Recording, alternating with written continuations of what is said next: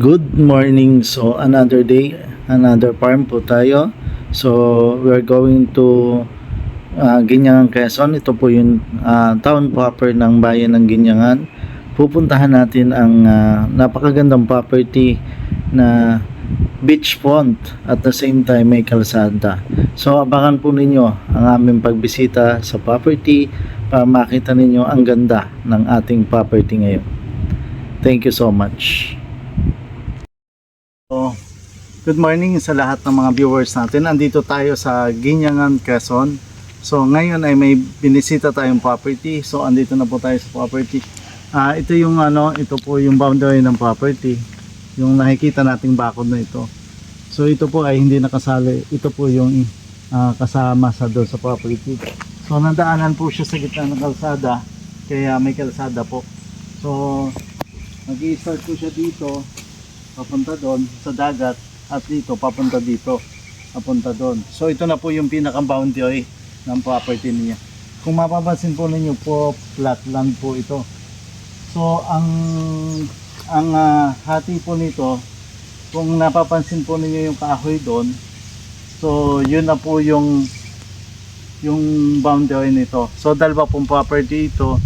Itong isang property ito ay 1.2 hectares binebenta, at saka yung kasunod po ay 1.2 hectares, bali 2.4 hectares po. May kanya-kanya na pong titulo, so clean title po siya. So ipapasyal ko po kayo doon sa property. Ito po yung unang 1.2 hectares. Kung mapapansin natin, lahat flat land siya. Yan.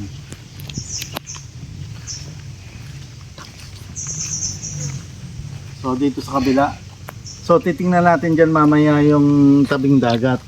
So right now nandito muna tayo sa kalsada. So may mga tanim din na mga halos ay niyog.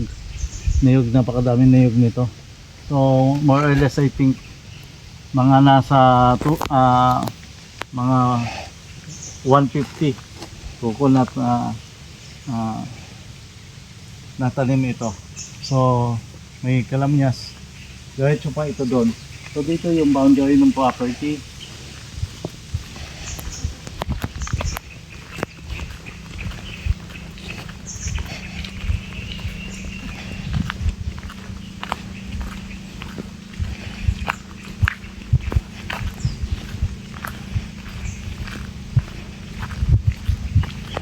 Yan.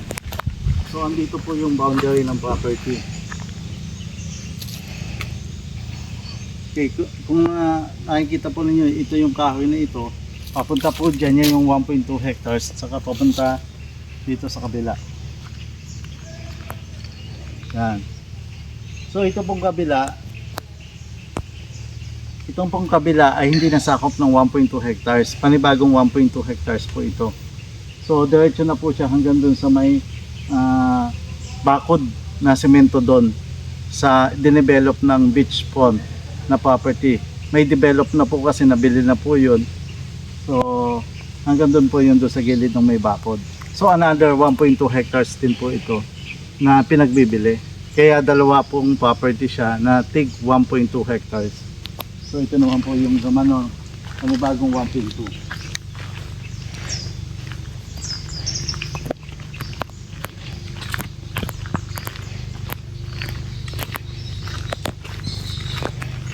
So I think parehas lang naman po sila ng more or less mga 50 meters yung lot frontage ng bawat property.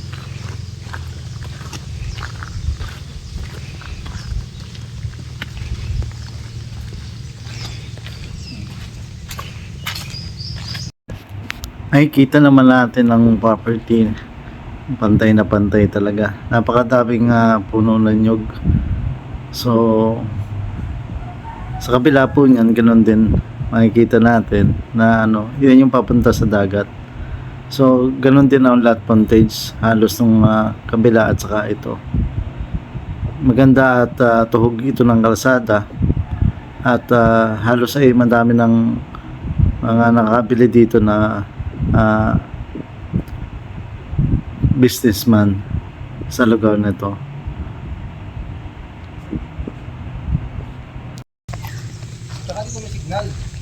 So ito yung hatian o ng lote, sabi nila. So ito nga ay, ito na may iba lang owner ito, itong kabila. So ito lang yung property. Saka dito sa kabila. Yung pader dun sa kabila, yun hong balkondaan na hanggang dun lang din po itong ano. Ibig sabihin may pader doon sa dulo. Po dito ito. Ito wala ho itong pader, open pa po ito. Oo, kasi dito ay may ano na yan, na-develop na niya. Kaya may pader na. Pero yung haba nito, ganun din ang haba din nito. Oo, itong property ito. Okay. Ito pala po yung isang yun, yung may report. Ito na-develop na po siya. So tayo na doon sa ano, sa tabing dagat. Okay, so dadaan tayo doon sa resorts kasi dito ay hindi pa ano, doon kasi sa property hindi pa hawan yung dagat, tabing dagat. So makikidaan tayo dito.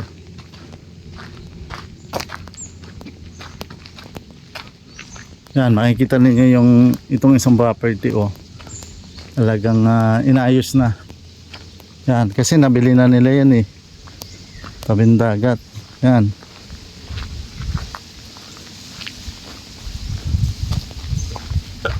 So magandang ganito din ang gawin. Bakudan. Tapos gawing resort.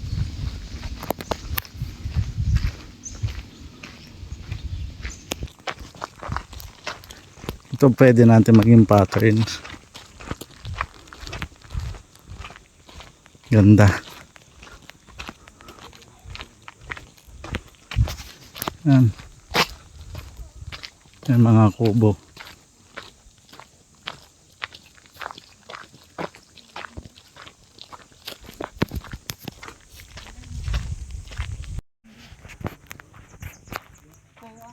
Dito hanggang din nila.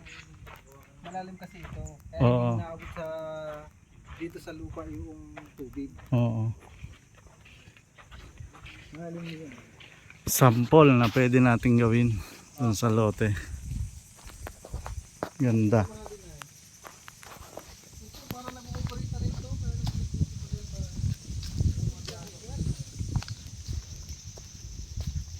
So yan. Ito yung kapitbahay. Ayan, ito. Bahay.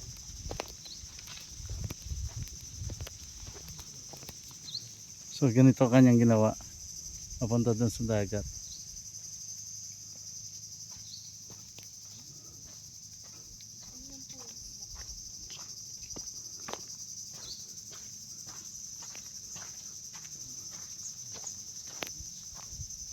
Ito yung buhangin.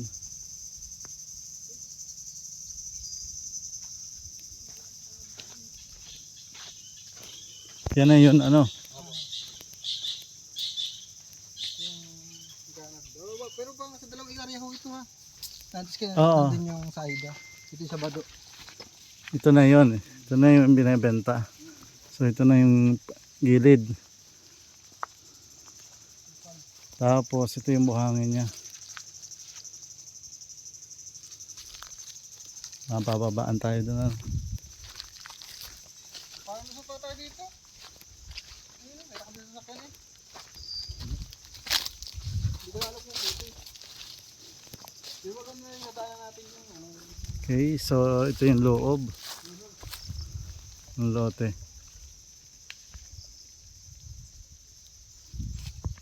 Then ito yung tabing dagat. Yung puno na yan, tapos sunod mo yan yun. Lahat yan. Yan. Ito yung buhangin.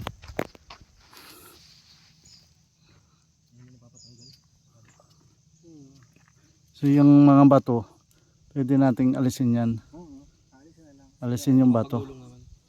Tapos yan. Alisin yung mga batong yun. Tapos yung bakawan, okay naman yan dyan. Pwede na yan dyan na lang ha. Eh, kasama sa... Kanlong din yan, baba na Oo. Papa na iligo. Tapos doon buhangin naman doon sa ano doon ano hindi naman mabato. Ay, hindi naman po. Hindi naman doon mga bato, ano. May mga ilang mga, parang ganyan ho, mga ganyan lang din. Di aalisin lang natin yung mga batong gano'n, ano. Katulad nito, yung dinevelop niya. Oo, yan. Ito sa kabila kasi dinevelop, inalis yung mga bato. Alis na yung mga bato dyan. Mga bato kasi pag swimming nga. Tapos nilagyan lang nila ng gano'n, oh. Nung tulay na, ano, para hindi na siya dumaan dito sa Bakawan. Tapos may shade dun sa O, pinaka. tapos doon sa may dulo doon, doon na yun maliligo ang mga ano, mga kliyente na pupunta dito. So nilinis lang nila. Inasikaso lang, in-establish lang. Oh, ito. Oh. Puti naman yung buhangin niya. Alisin lang talaga yung may mga bunot-bunot. Lilinisin. Kasi nagkakasikaso, kaya ganyan magiging. Kasi kapag hindi na pa-establish, hindi pa na papaganda, ganyan lang talaga yan. Oo. Kaya doon sa kabila, malinis na talaga, oh. Linis na doon sa kabila. Maayos na kasi nga ginagawa ng private resort. Yan. Buhangin din yan, no? Buhangin din yan, ano. Lilinisin lang. May mga bato-bato lang natatanggalin lang yan. Madali Mm. lang tanggalin yan.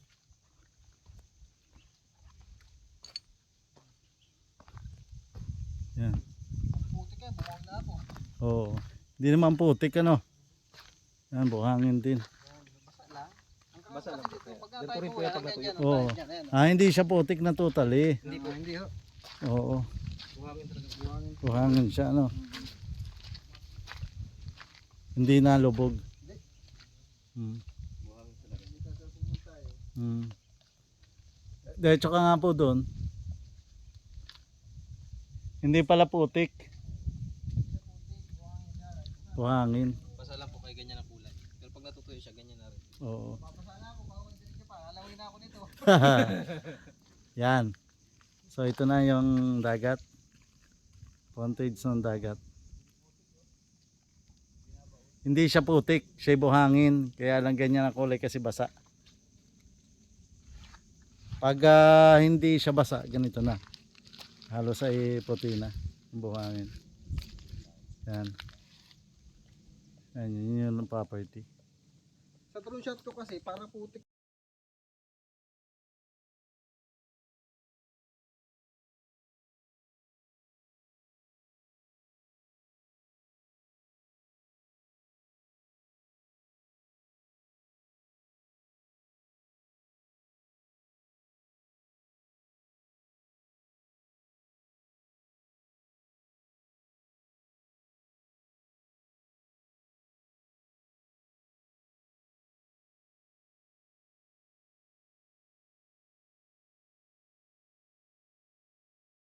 Good day, this is the aerial view of the property na dalawa pong property, 12,428 square meter, matatagpuan sa Ginyangan, Quezon.